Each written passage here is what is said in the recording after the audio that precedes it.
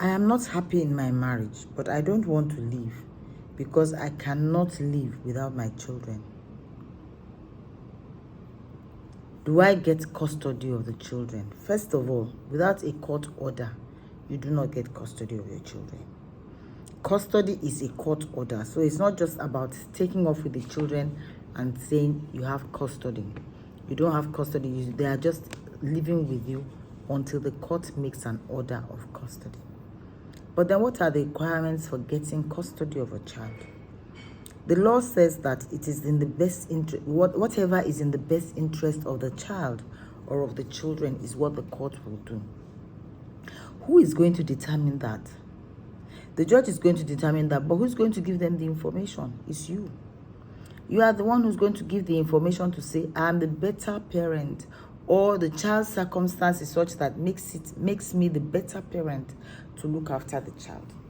So, for instance, we say that the father is a drunkard. Once you have the proof, you have to have, it means then that you have a stronger case.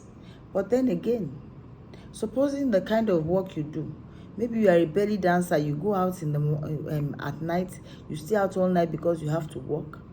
Or maybe you are a street worker. I'm sorry, some of us are street workers. So the father would then come and say, well, maybe I drink, but at least I get home at 8 p.m. Or I get home at 5:30 from my drink. But she goes off and she doesn't come in until 6 a.m. So what is the best interest of the child?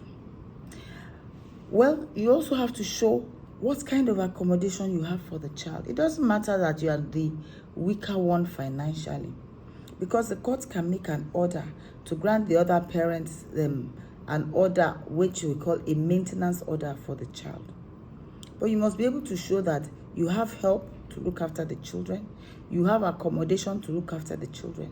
Because remember that after a divorce, your spouse is not responsible for your accommodation any longer.